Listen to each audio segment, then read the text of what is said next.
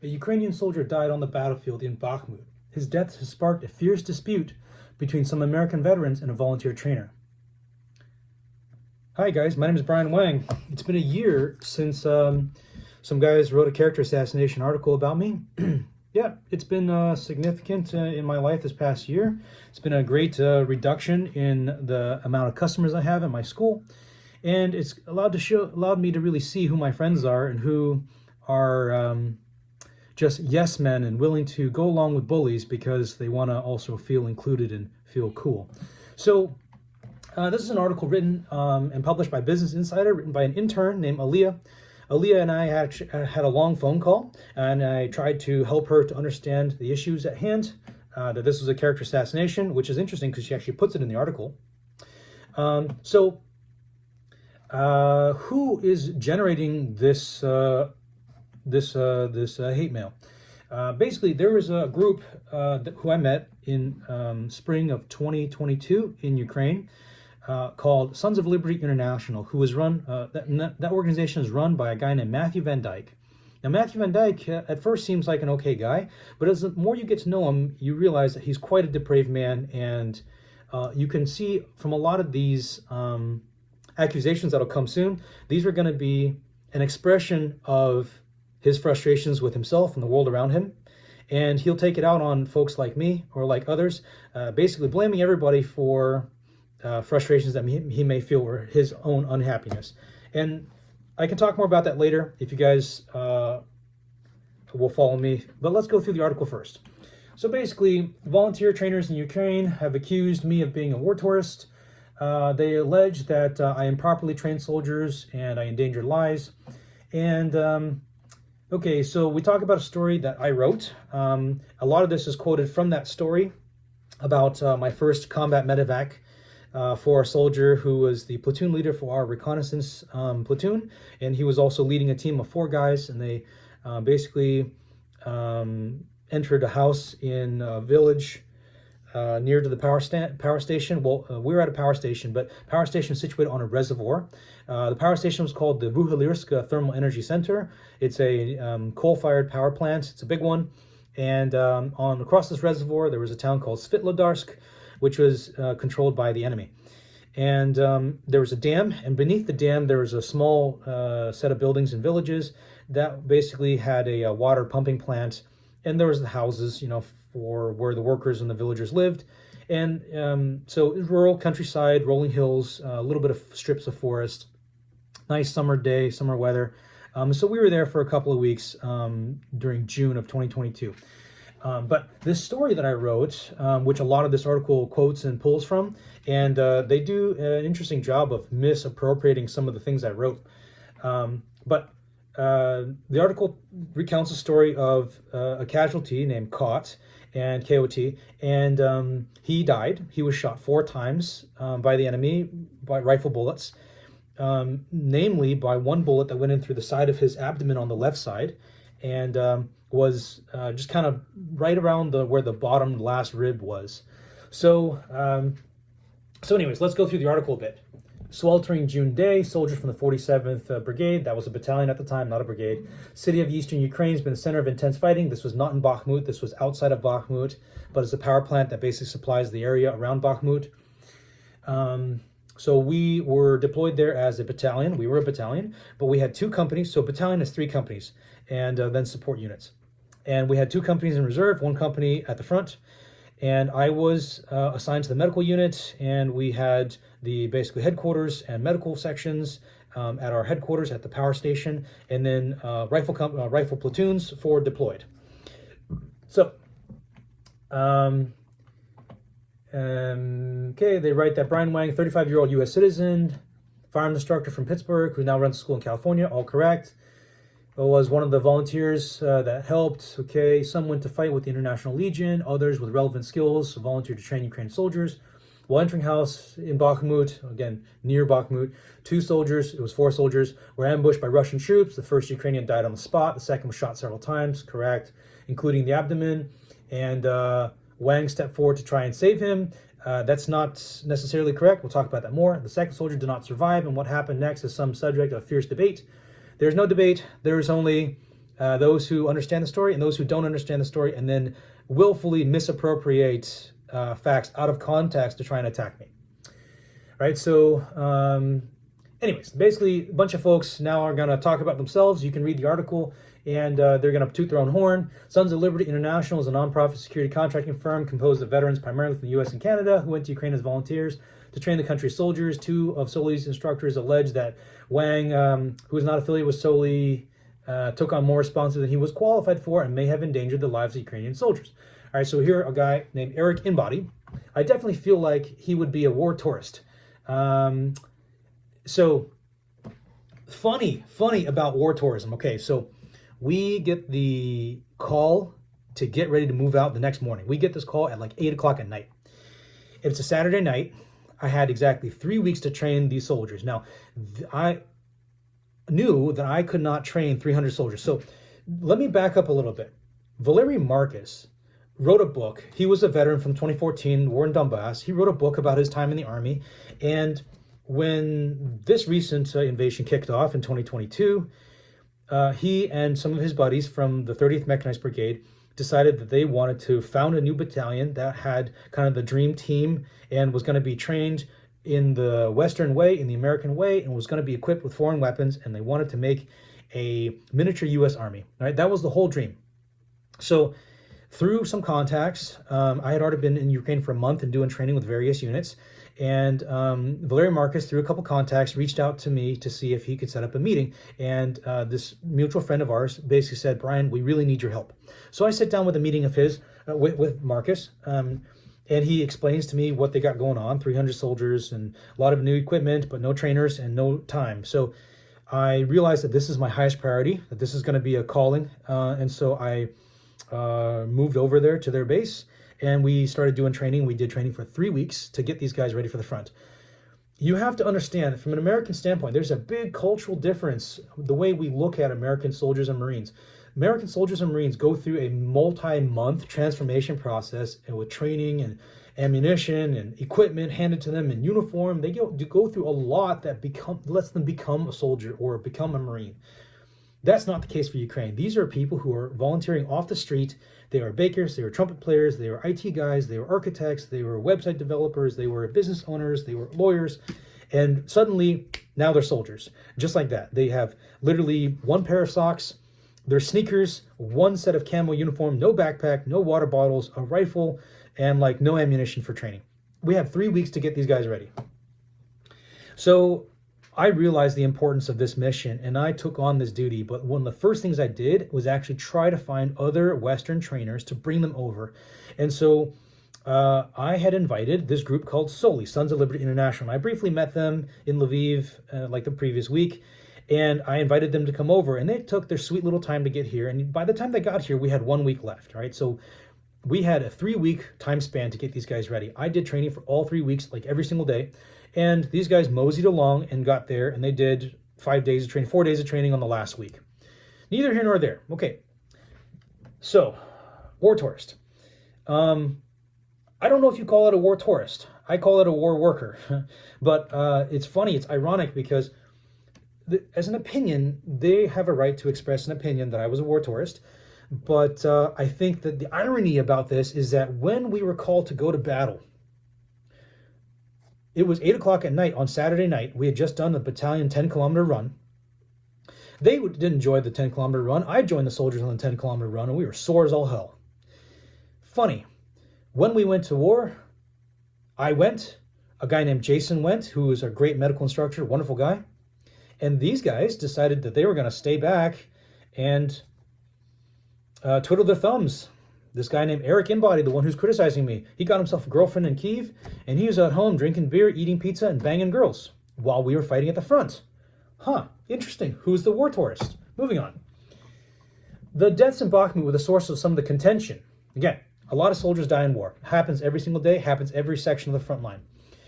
Where the contention comes from is that I wrote a debrief into our instructors group chat, our instructors and interpreters group chat. I told them about what was going on and what happened. And I gave them a story about what went on that day. If I didn't give them the story, they would have no idea. And so in other words, there seems to be two sets of conflicting facts But there's not. There is one set of facts, and there's a bunch of people who don't know what was going on, and they're trying to take guesses and pot shots and misappropriate information out of context to then criticize what they don't understand. Okay?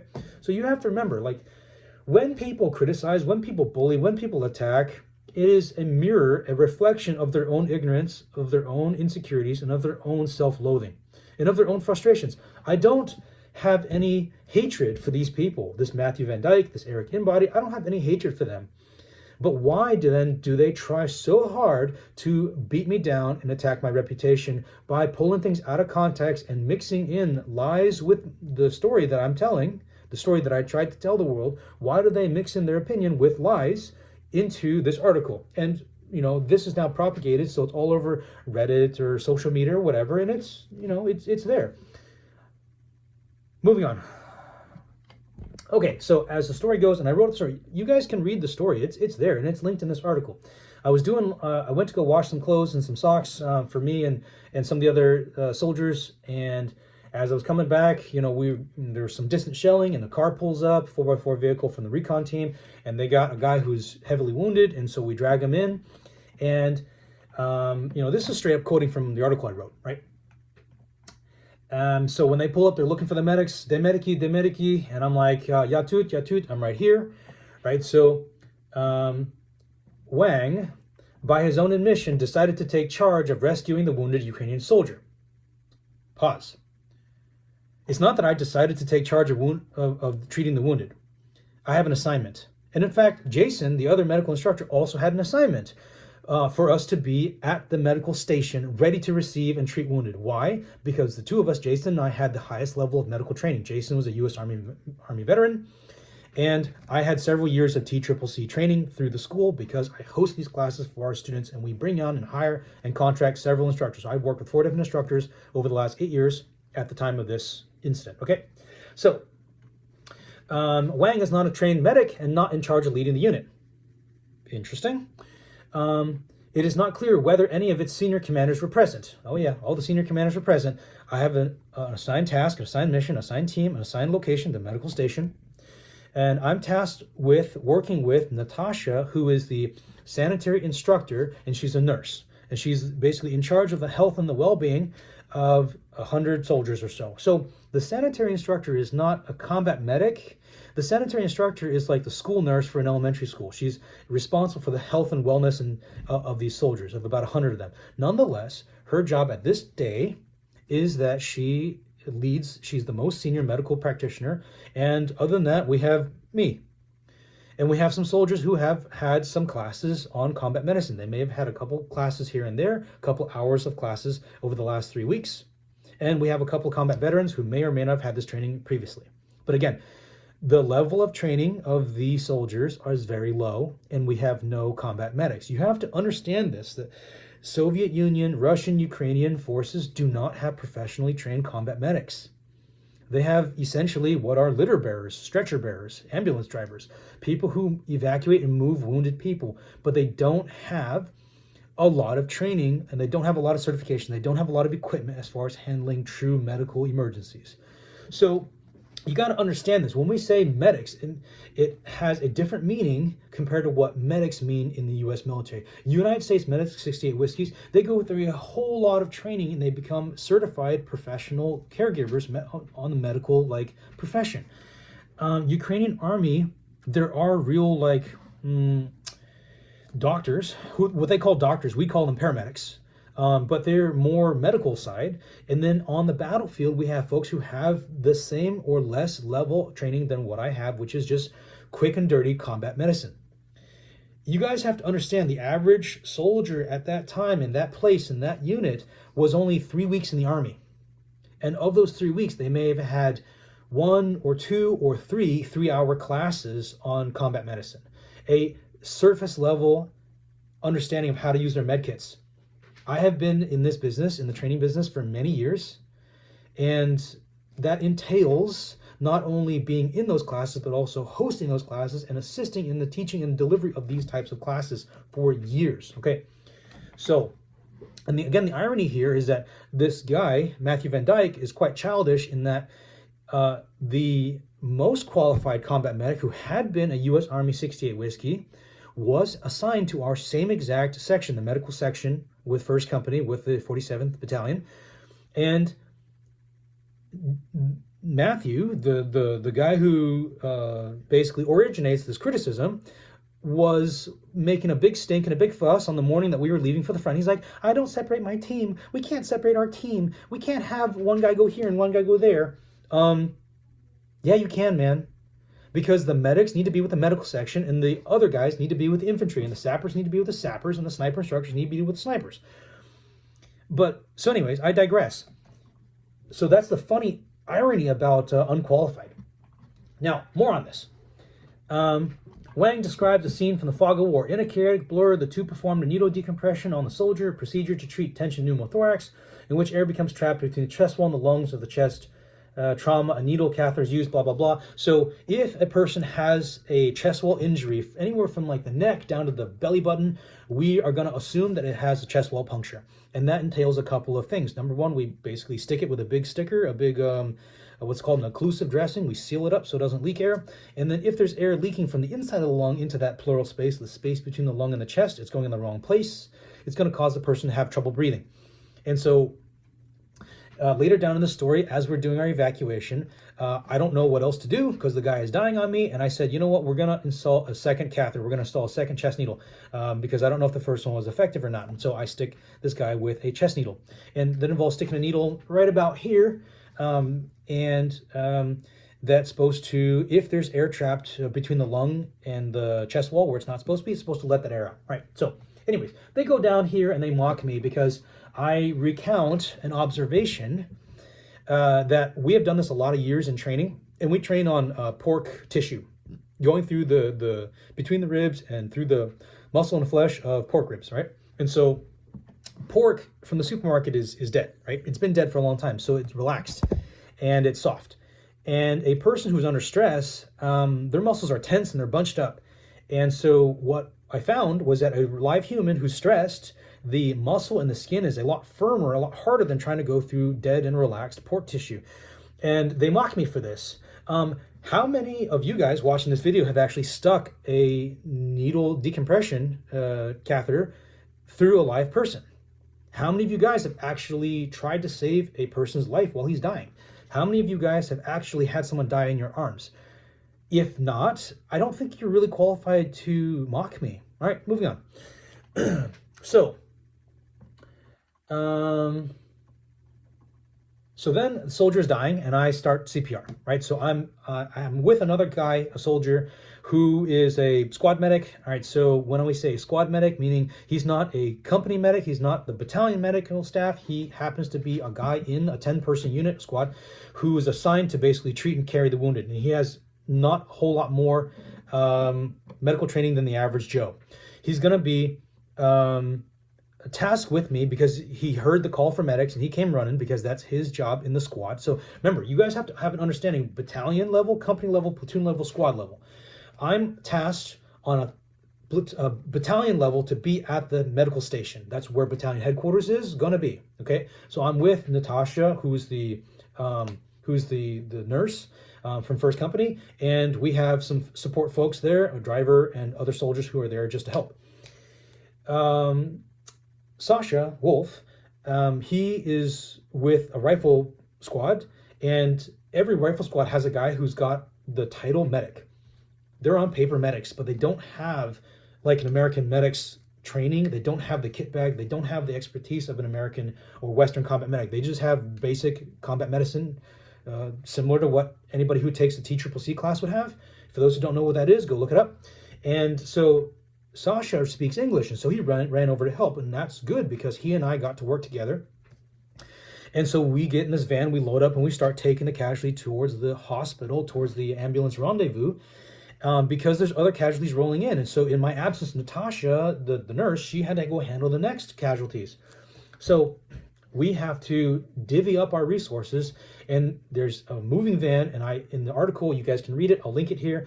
I have a lot of frustrations because the van is moving and it's hot and it's dark and we can't see. We're going by flashlight and the gurney is moving around, and and this guy's dying on us, and Sasha's trying to keep him, talking and responding, but he's got opiates in his system now, and his heartbeat is slowing down. He's becoming less and less responsive. He may be bleeding out, and we don't know what the hell's going on, and we don't know what else we can do to help him, because again, you have to understand from combat medicine, we cannot treat internal injuries. This is not anything to do with me being unqualified. This has everything to do with the nature of battlefield medicine, is that we treat those we can treat, we treat the injuries we can treat, and we try to escalate to the next level of care as quickly as possible. And that's exactly what we're doing. So anyways, the soldier is dying. He is becoming less and less responsive. He stops breathing. He stops responding. He stops moving. He stops blinking. And I'm like, Sasha, we're going to start doing CPR. Now, let's go down. I have a friend named Will.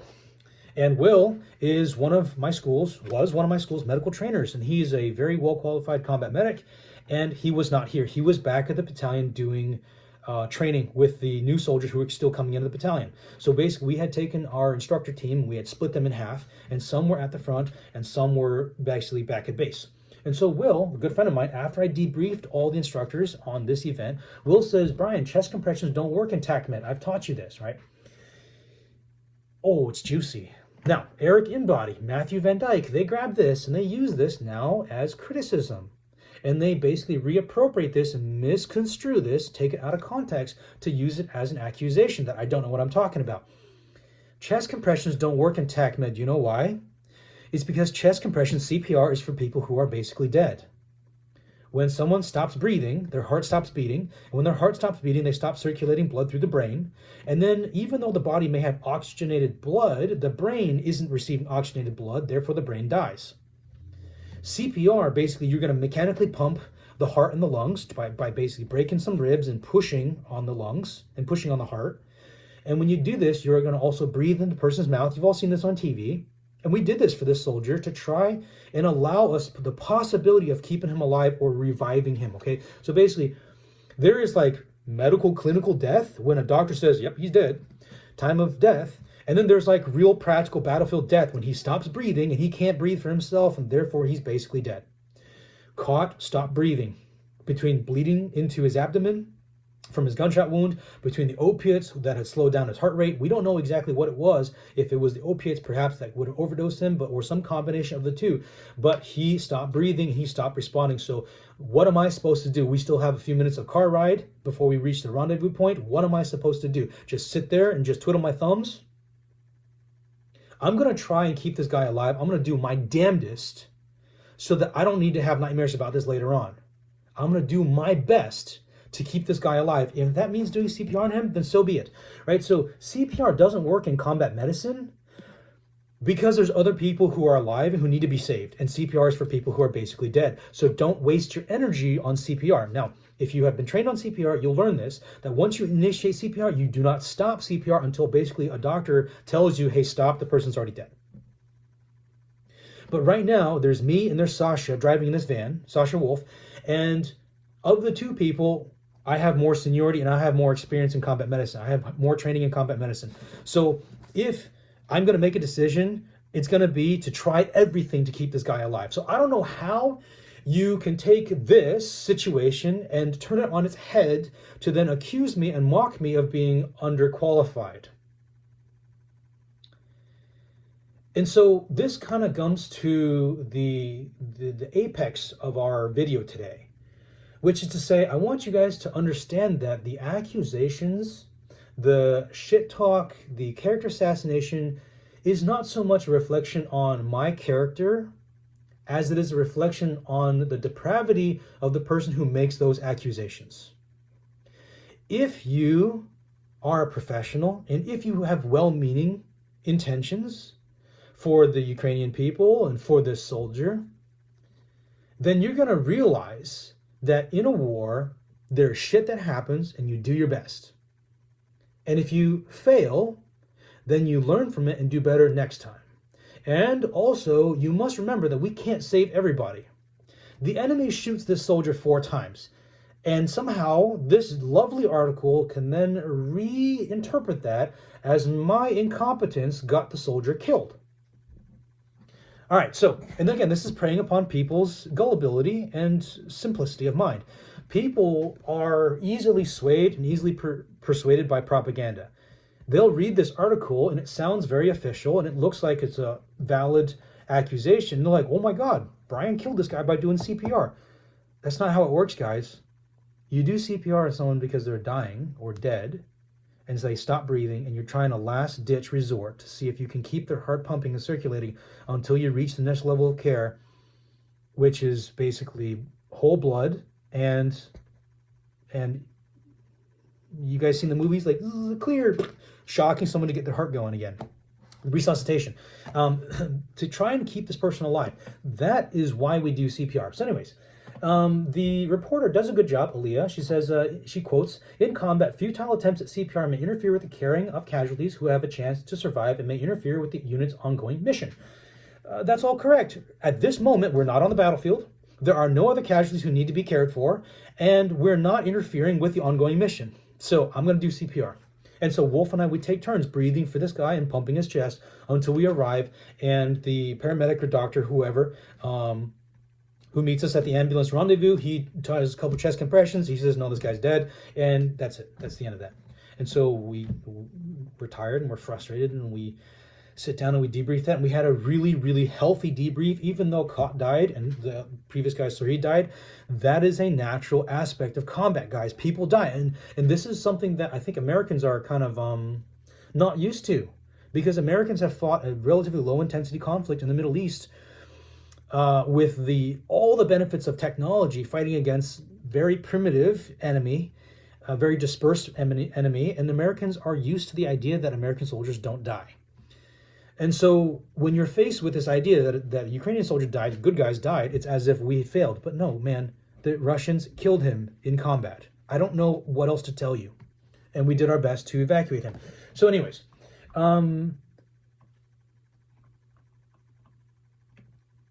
okay, so in the phone conversation with Insider, so I had a long phone call with Alia, Wang defended his involvement in the death of the Ukrainian soldier. He did not respond to follow-up queries from Insider about why he took charge instead of Wolf, whom described as a medic in the newsletter post. Why I took charge is because Wolf is not part of the battalion medical unit. He's a rifleman out of his rifle squad, and he came running by. So the incidence is actually flip-flopped, that Wolf is helping me, not I'm helping Wolf. Does that make sense? Wolf is helping me because he speaks English and he has a little bit of medical training. But he's not tasked with the medical evacuation mission. But again, we had a need for it, so he joined in, all hands on deck. Though Natasha is treating her casualty, I'm treating my casualty, and Wolf is joining me because he and I can communicate. So, but this article, he did not respond to follow-up queries from Insider about why he took charge instead of Wolf. It's because it's not Wolf's mission. And Wolf is a rifleman with his own squad. He has his own job to do. Now, he joined in, and what was good. It was very good that I had his company, and I appreciate him being there. So more tooting their own horn. The Soli instructor said Bakhmut deaths were just one part of the wider tapestry of issues. They're going to accuse me of a bunch of different things. It's really funny. Let's go into it. Erik Inbody, the guy who was at home banging chicks and eating pizza when we were at the front, who was working on training members of the 47th Assault Brigade along with Wang, said that he soon became concerned with Wang's behavior. Okay, he's a shooting instructor in California, so that gives him some marksmanship ability. So he's definitely could help, as long as he would have stayed within his scope of expertise. And so basically, he's going to go on and said that I stepped outside my lane. Okay. Valerie Marcus asked me, Brian, would you please help us? We have 3 weeks to get ready, then we're going to war. I'm the only trainer there. They have some medical volunteer trainers, but as far as tactics and weapons trainers, I'm the only trainer there. If this Erik Inbody believes so much that he could help these guys, why doesn't he come over and help us? Why doesn't he put down whatever he's doing and come over and help us? If he's not willing to come over and help us, then he does not get the right to say, I'm unqualified. Because at that time, there was just me, and I'm trying to get other instructors involved. Okay, so to his boss, Matthew Vandyke, right? Matthew, his attitude about this was, oh, let them wait. They just want to take your gear. They're just going to try and bully you. We have to be in charge. We have to take their training plan. We take over their training plan. We're not here to serve them.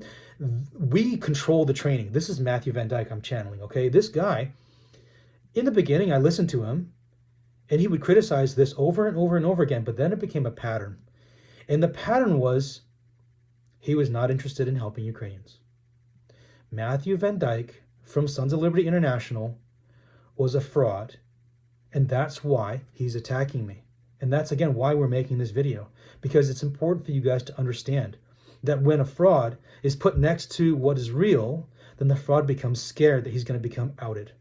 Which, by the way, being outed, a week later, 2 weeks later, as soon as we got back from the front, we kicked those guys out, and they're on their merry way. See you later. They could go help some other units in Ukraine, but they were not welcome at the 47th because they brought with them a ton of drama, a ton of problems, and they brought with them very little value in the sense of actual doing training. Now, this is not to degrade the work of many of his volunteers. And so what's really important for you guys to understand, you got to back up a little bit and talk about this this nonprofit, Sons of Liberty International. Matthew Vandyke has got a very nice front story, but then when you actually understand the workings of his mind, understand the workings of his operation, it's quite surprising. Okay, so this guy, he is a predator who preys on two types of people. Number one, at the face value, he provides training to embattled underdogs around the world. So he, had experience in Iraq and Syria, and he'd go there and he'd basically bring a bunch of American veterans and say, hey, you have a noble cause and we're going to help you fight your noble cause, and we're going to bring you all the expertise and knowledge of American veterans. Then once he's there, he leverages the knowledge and the reputation of American veterans, and he gets weapons, he gets cars, he gets video footage. So he himself has a background of a video journalist, a documentary filmer. And so after he films the training, he films interviews, then he cashes in on donations. And then he burns those donations on drugs, alcohol, and pizza. And he takes weapons from the army. And he takes these donations and he uses them on an apartment in Kyiv to have a comfortable lifestyle. And he just travels around the world as a vagabond from conflict zone to conflict zone, preying upon the second group of people, which are the donors. Okay, and so he basically makes a big front about what noble work he does, and he gets the credibility of the actual people doing the fighting, the actual military units he's helping, and then he extracts out of them clout and weapons and cars and who knows else, paperwork, documents, passes, food, maybe money, I don't know. But then he takes this and he gets the donations, and that's where he lives his life. He actually literally lives on these donations. Okay, so then that's the second person he swindles. The third person he swindles is the American military veteran, the American combat veteran, because a lot of American veterans went through their time in the service and they came out of the global war on terror, their time in the service, and they really miss the sense of camaraderie and the sense of purpose and the mission and the feeling of being needed by someone. And he basically attracts people who are honest, good people who want to help. I work with several SOLI instructors, Adam, Jason, whoever, who are really great people and they really wanted to help.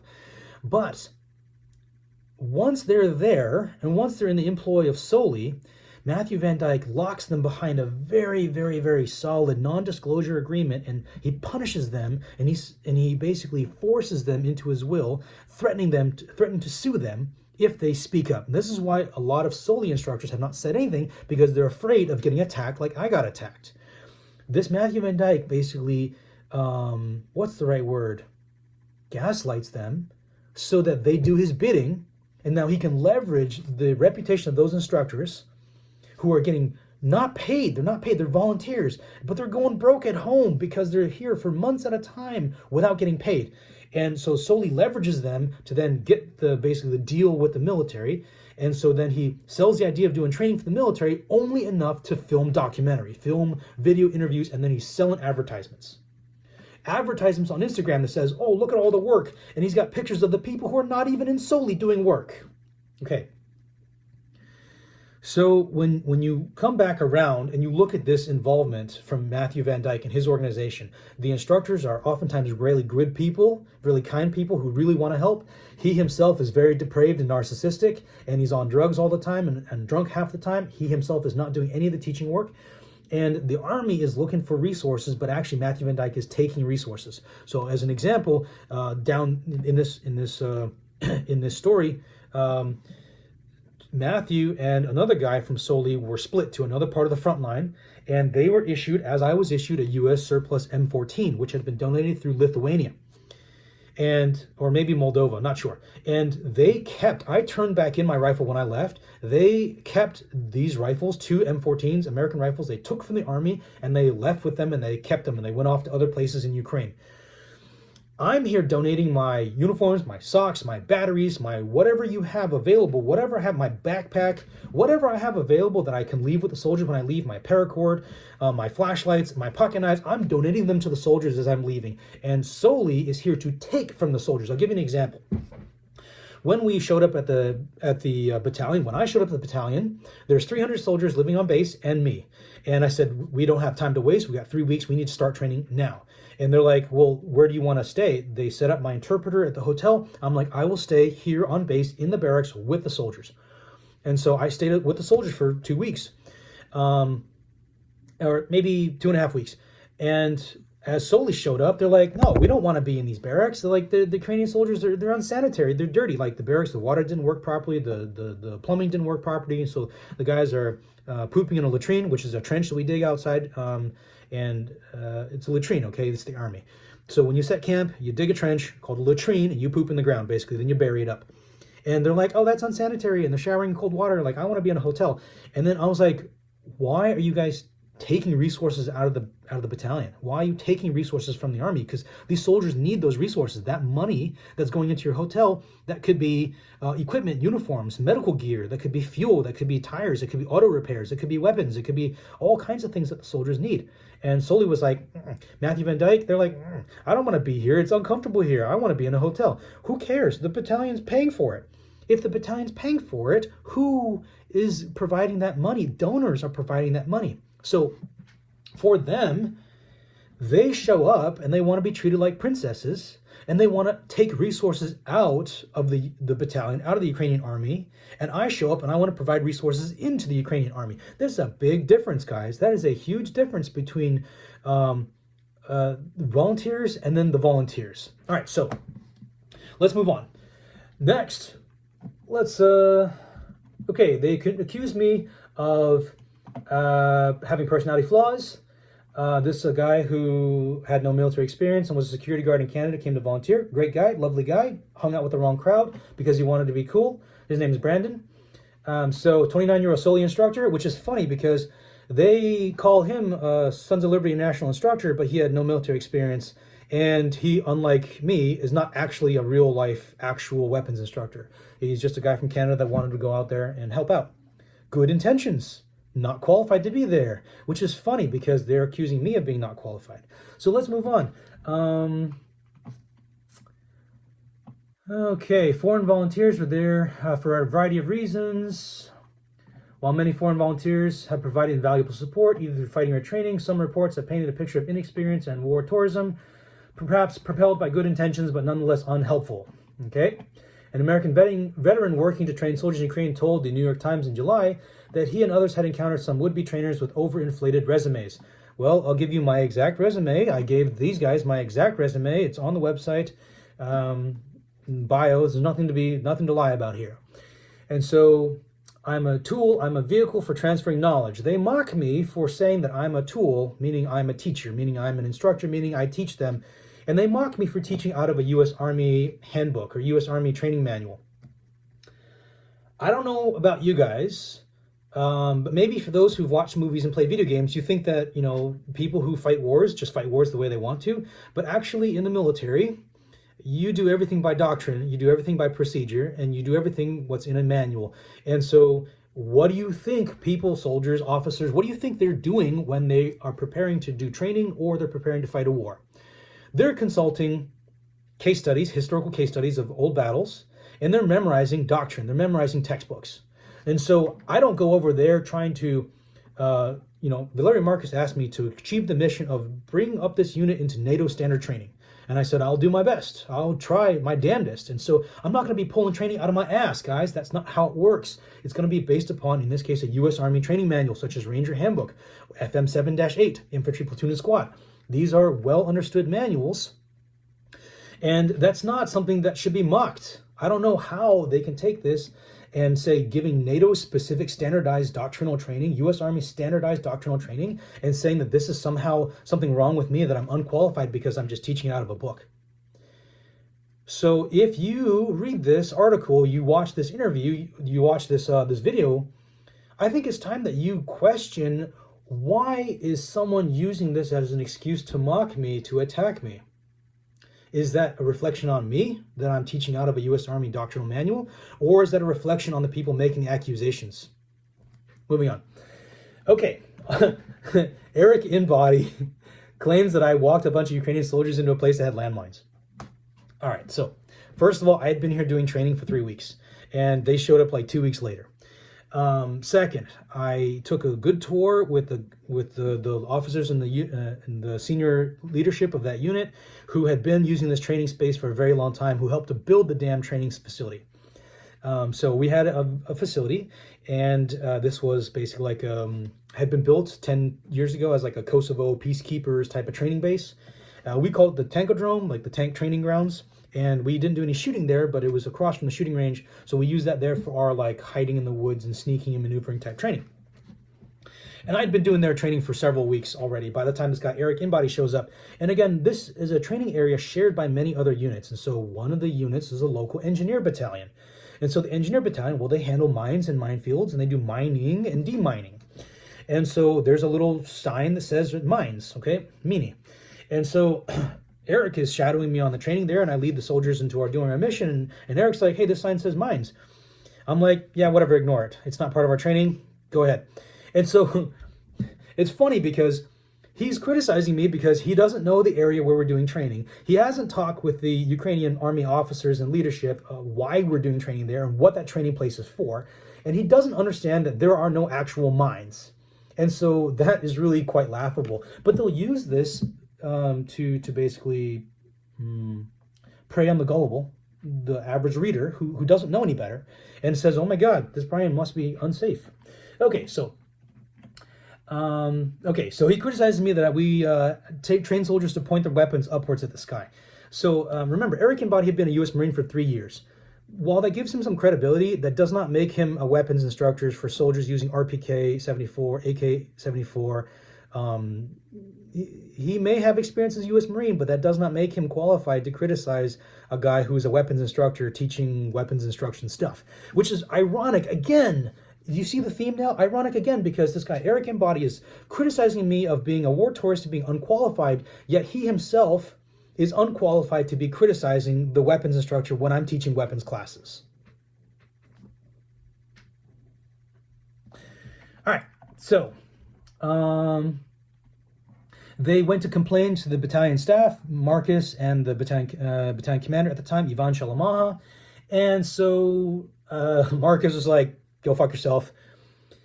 Dude, Marcus came to me, and Valery Marcus came to me, sat me down in his office, in his room, and he's just like, and he was trying really hard to learn English so that we could talk better, but we normally talk through a translator. But Marcus sits down to me, and in English, he says to me, what is wrong with Matthew? Because at this point, Matthew had been causing us friction for weeks and weeks and weeks. And finally, Marcus was realizing that the problem here is that Matthew himself brings himself a tale of drama, and everybody around him is doing something wrong. Everything around him is wrong and is bad, and he is the shining knight of truth. Until you realize, like, wait a minute, if everybody around Matthew is doing something wrong, then maybe the problem is not with the other people, maybe the problem is with Matthew himself. All right, moving on. They allege that Wang was protected from criticism because of his friendship with the headmaster sergeant's girlfriend. Well, Valery Marcus had used a mutual friend to contact me. And yes, I had good relationships with all the battalion leadership, but maybe it's because I actually spent time talking to them rather than calling them Nazis and scoffing at them, which is, again, you don't know these things because you didn't see the backstage of Matthew Vandyke and Erik Inbody and this guy named Brandon calling all the Ukrainians Nazis and saying all these guys are just going to die. These guys are all cannon fodder. They're just a meat wave. You guys have to see how do I explain this to you when someone who claims to be wanting to help Ukraine doesn't actually care for the life and the well-being of the Ukrainian soldiers. This guy, Erik Inbody, is going to teach them U.S. Marine Corps CQB doctrine, meaning fighting inside a house doctrine. And in his lecture, he's like, this technique I'm showing you is going to give you 50% casualties, meaning half of you guys are going to get shot when you go in this room. And then he proceeds to go ahead and teach it. Who now is teaching old, outdated curriculum?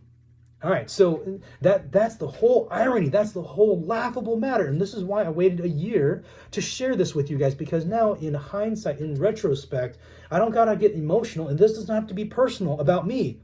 This is a mirror that reflects the character of the accuser.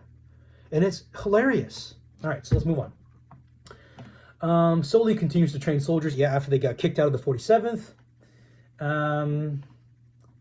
And they mock me for saying that I'm a good teacher. That's the end of the article. Okay, now what follows is, as this trickles down through social media, through YouTube interviews with some of the Soli instructors, that we have folks who are now misconstruing this mixture of fact and fiction, fact and accusation, and we get some strange-ass accusations. Brian killed a Ukrainian soldier. How did I kill a Ukrainian soldier? What exactly did I do to train a Ukrainian soldier? What did I do to kill a Ukrainian soldier? I tried to save his life. I performed his medical evacuation. I gave him a chest needle decompression and a occlusive dressing, and we did CPR on the way to the hospital. See a problem with that? What's the problem?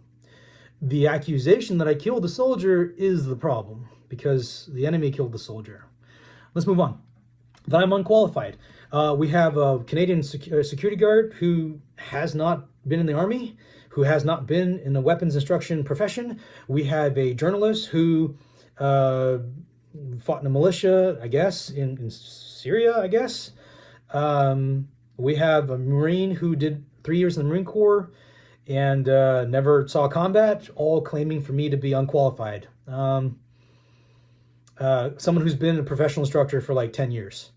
So I think that's kind of laughable. I mean, like, you have to remember, like, we can talk about this guy, Erik Inbody, as U.S. Marine, but the thing is, he may have been a veteran and may have been in the Marines for 3 years, but like, he had a day job as like a construction worker, welder, or whatever his day job was, right? So these guys have day jobs. We have another guy named Neil who gets on a YouTube video who's gonna call me a war tourist. A guy who's an accountant who spent a month in Ukraine is going to call me a war tourist, who's a professional weapons instructor for 10 years, who has my own school, my own training facility, and who served 6 months in Ukraine training a variety of different units and stayed on with this unit. And the unit that claimed I'm unqualified for hurting a soldier is the unit that is the trainer that got kicked out and asked to leave. So, like, who is the war tourist here? But I digress. So when we understand the background inspiration for why Matthew Vandyke and Erik Inbody would make these accusations, make these claims, is because, again, when you take the real thing and the fraud and you put them together, the fraud will become exposed. And that means that Matthew fears me. He feels challenged by me. He feels intimidated by me. And that was a theme throughout a lot of our time there, is that they would pick on me very specifically. So I'll give you some of the accusations and some of the bullying, okay? This guy, normal behavior for this guy. Why are you doing 12-hour classes? 12-hour classes are not effective. Excuse me? We have 3 weeks, and then we're going to war in 3 weeks. I'm going to be training from every single day, 9 a.m. to 9 p.m. That gives us a little bit of time at night to shower and sleep. That gives us a little bit of time in the morning to get breakfast and to get our gear and our guns and our people together on the bus. Those are like 14, 15-hour days training, full days for 3 weeks straight, no weekends off. And here comes a dude who is like, we're going to give him 3-hour classes. We're going to take Saturdays and Sundays off. Oh, you have 3 weeks to do training? We're just going to do a week of training. And even a week, 5 days? No, 4 days. They did 4 days of 3-hour classes. That's all that they did for the 47th Battalion, later on 47th Mechanized Brigade. That's the illustrious Soli instructors helping Ukraine, right? Having them shoot a bunch of airsoft guns at each other. here's the irony also. Did I train the soldier who was killed, in this case caught? Was I the one who did the training that led to his death? The irony here is that he actually didn't train with me at all. He trained for 5 days with one of the Soli instructors who had been a Marine. Now, not to say anything bad about that instructor, Adam, but a Marine is not a Ukrainian soldier. A Ukrainian soldier that was a civilian 3 weeks ago is not a U.S. Marine. And so they're going to have different tactics. They're going to have different doctrine. They're going to have different equipment. They need to have different training. And so, interesting enough, but those soldiers who got killed in that battle very likely were killed because of the training that Soli gave them. Let me explain this. The United States came out recently out of 20 years of low-intensity conflict in the Middle East. This is called a counterinsurgency. Okay, counterinsurgency is another word for military occupation, meaning your enemy hides and you have a hard time finding the enemy. So you do a lot of kicking down doors and arresting people, but there's a lot of civilians in the way. There's not a real heavy battle, okay? And that means there's certain doctrines, certain procedures that we use, such as when it comes to throwing hand grenades inside houses. The safest way to clear a house is to not clear a house, okay? That means the safest way to fight inside a house is to just blow the house up with a bomb or a tank or something. And if you can't do that, you want to throw hand grenades inside the windows and doors first. And then that will wound or kill or at least stun or deafen and blind everybody. And then you go in and then you fight. But because we had spent so much time fighting a low-intensity conflict where the enemy was not there and there was a lot of civilians there, we had gotten in the habit of not throwing hand grenades doctrinally into rooms before going in there because we have to be aware of civilians. Now, when we go to Donetsk Oblast, they have been fighting there for a long time, and so most of the civilians have evacuated the battlefield. And if it's an active fight, there's no civilians in there. And if there are, the probability of civilian casualties is low compared to the probability of the enemy occupying that house. And so the irony of this situation where, people on the interwebs accuse my training of being unqualified and leading to the death of the soldier. I didn't train the soldier. I tried to save his life, and it was the training by U.S. military veterans that would have actually been wrong training because they would have taught the soldiers to be careful and not throw hand grenades because they don't want to kill civilians. Had this guy caught and his point man, sir, had they actually thrown hand grenades in this house, they would have been alive, and those 2 Russian soldiers in there would have been dead. The irony when you understand the truth. I've held my peace and I've held my quiet for a whole year, letting this shake itself out, so that way we can debrief this and study this in retrospect to understand what a laughable irony all of this is. Okay, if you have questions, post them up in the comments. I'll be happy to tell you stories. Now that things are behind us, a lot of these guys may be dead by now. I think it's time for the truth to come out. In the beginning, there's a lot of sensitivity around secrecy, but now because this is so far in the past, I'm happy to discuss it. I'm happy to tell these stories, and it becomes no longer a matter of secrecy. So if you have more questions about Soli, if you have experiences with Soli, Sons of Liberty International, if you volunteered in Ukraine, please, by all means, leave me a comment. I'll be happy to chat with you. My name is Brian Wang. Our school is called Monarch Defense. I'm based in California. We have lots of classes from beginner basics out to tactics and sniper craft, long-range shooting, combat rifle craft. We do a lot of different shooting events. I have an active ongoing Ukraine mission where, we help the soldiers with supplies and equipment and training. And if you guys have an interest in supporting my mission or joining me for supporting Ukrainian army in their mission to free their lands from the Russian occupation, please, by all means, reach out to me by email, info@monarchdefense.org. I'll be happy to connect with you, happy to share stories with you, and happy to work together. If you have an interest in classes, if you have an interest in coming into our school and learning, if you're wanting to get into advanced riflecraft, then by all means, come on, check us out, monarchdefense.org, www.monarchdefense.org. Other than that, take care of yourselves, be healthy, and Slava Ukraini. Herum Slava.